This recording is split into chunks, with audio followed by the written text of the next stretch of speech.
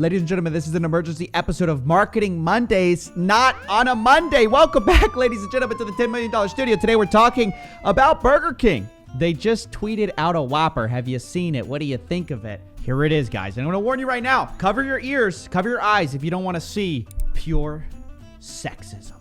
Women belong in the kitchen. Guys, I know I can't believe it. They've been hiding in front of us this whole time. Except when you click on it, it was actually supposed to be like an oopsie gotcha. Like, oops. We actually want to draw awareness to the fact that only 20% of chefs are women, and we want to give away scholarships. Now, what does this have to do with Marketing Mondays? Here's the deal. If you're going to craft an offensive tweet, right, your strategy better be, hey, people might see it and react to it. You craft the first tweet, like it's not like you didn't have room under the fold to explain like in the first tweet that it's a joke. Instead, you craft the first tweet to be incendiary. And when people get upset, what do you think you're supposed to do? Well, it would seem like if this was your strategy, you would just sort of be like, oh, we were sparking a conversation. We're kind of based, right? We're edgy. We're edgy Burger King now. I guess that's the direction they seem to want to go. That could be a strategy. At least it's a strategy. Instead, they do this weird thing where it seemed like they were going in this direction, and then they pivot in the middle of the day to this. We hear you. We got our initial tweet wrong, and we're sorry. Oh yes, the apology's coming out.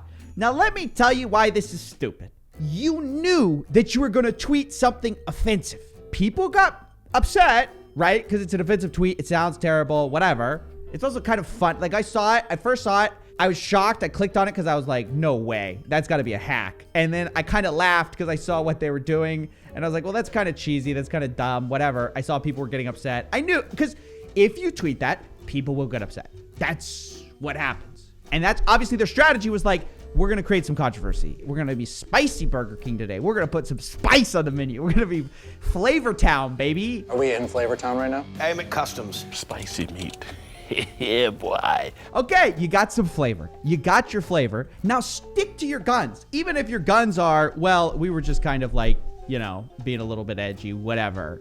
Nobody really cares. It's a Burger King.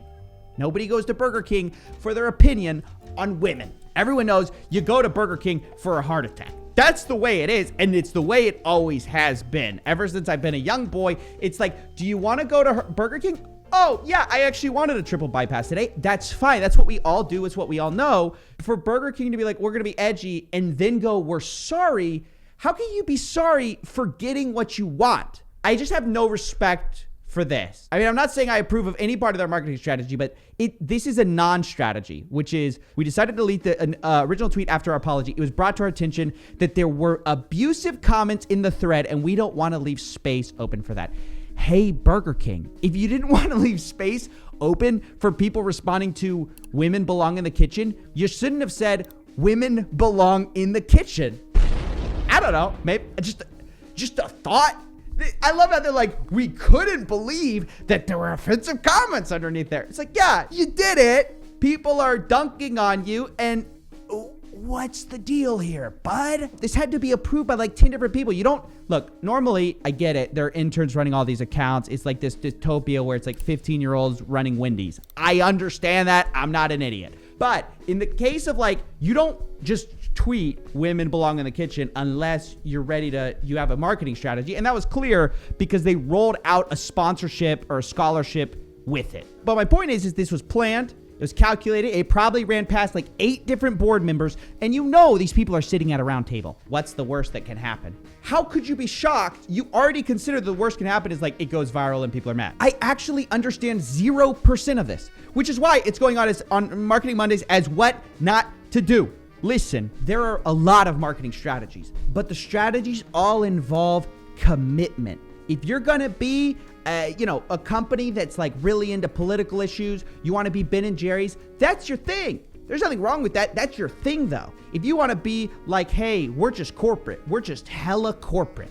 Everything is like minimalistic design. We just don't have a soul. That's fine. Don't pretend you're anything you're not. You commit to whatever your marketing strategy is, you commit. And for sure what you do, even if you're going to pivot, you don't let everyone know that because then you just look weak. Your brand looks out of control. Commit to the strategy. And I know it's like hard. You're taking heat on social media. I get it. Everyone thinks you're a clown. that could be the start of your rebrand, right? You want to be Edgy Burger now, Edgy Burgers, whatever. I just don't see how they could have not thought this through, because I know how these companies work. They hire whole PR firms, whole marketing teams. By the way, like 50 people's heads are going to roll for this. But they hire whole marketing teams to approve this stuff. And they go, look, we've done the studies. Everyone thought this, whatever, we're fine. And then to back down within a day, when they probably planned this thing out, by the way, for like 3 months. They were like, dude, we're going to get them on International Women's Day. They're not going to know what hit them. Well, I'll tell you who didn't know what hit them. It was Burger King. You really just like kind of like lose both people who support you when you back down this quickly. And by the way, like I want to be clear on this, because I'm not saying nobody can get things wrong and realize they're wrong. But what I am saying, so I want to be clear about this. They got the reaction they were planning to get. That's so important. It wasn't like they released the tweet and then someone goes, oh my God, we worded the tweet wrong. I can't believe it was interpreted this way. They had the exact interpretation. This is so stupid. They got the exact interpretation and reaction they wanted and drafted the tweet to get. And then we're like, wow, this is way too much. We've got to apologize and backtrack. That's what I'm trying to say. They knew how it would be interpreted. But I knew Burger King was out to lunch, because I was like, dude, we've got to do some investigation. This is the internet detective here. And I realized, I saw their tweet. I kept reading, and I got a read of the room. And I realized, oh, these guys really don't know what's going on. And they're saying, now more than ever, we believe that fresh, good quality food is vital to the quality of our lives. I was one sentence in, and I said, oh, you're delusional. You're not a Michelin star restaurant. You're a Burger King. And they're like, good for the planet, good for people, good for gas, good for communities, animal welfare.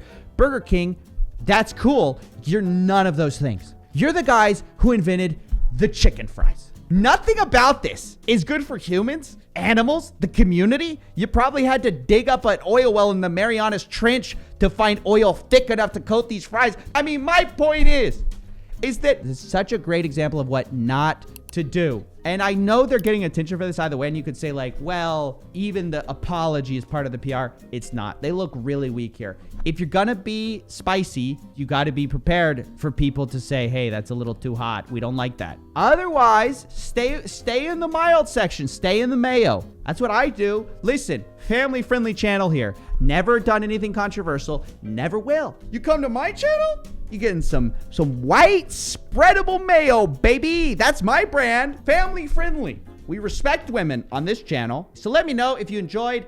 Just wanted to get this out there because I think it's so topical. And thanks for watching. I'll see you in the next one. I know what you mean. This ain't what it seemed. Nothing but a trick, trying to sell me on a dream, but that was where you lost me. Wake up and smell the coffee.